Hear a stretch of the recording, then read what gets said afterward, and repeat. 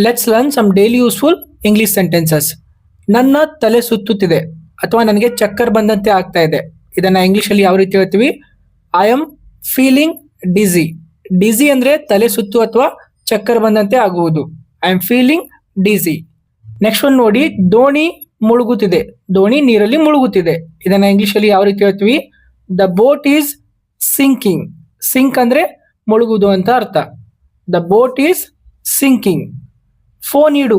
ನಾವು ಮಾತಾಡಿದ ನಂತರ ಏನ್ ಮಾಡ್ತೀವಿ? ಫೋನ್ ಇಡ್ತೀವಿ. ಅದನ್ನ ಇಂಗ್ಲಿಷಲ್ಲಿ ಯಾವ ರೀತಿ ಹೇಳ್ತೀವಿ? ಹ್ಯಾಂಗ್ ಅಪ್ ದ ಫೋನ್ ಅಂತ ಹೇಳ್ತೀವಿ. ಹ್ಯಾಂಗ್ ಅಪ್ ದ ಫೋನ್.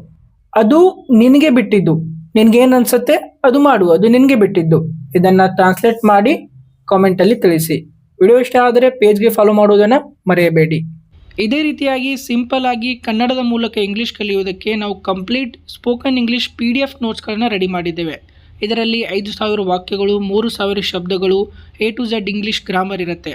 ಇವುಗಳನ್ನು ಸಿಂಪಲ್ ಆಗಿ ಕನ್ನಡ ಮತ್ತು ಇಂಗ್ಲೀಷಲ್ಲಿ ಎಕ್ಸ್ಪ್ಲೇನ್ ಮಾಡಲಾಗಿದೆ. ಇವುಗಳನ್ನು ನೀವು ಯಾವುದೇ ವೆಬ್ಸೈಟ್ಗೆ ಹೋಗಿ ಡೌನ್ಲೋಡ್ ಮಾಡ್ಕೊಳ್ಳೋ ಅವಶ್ಯಕತೆ ಇಲ್ಲ.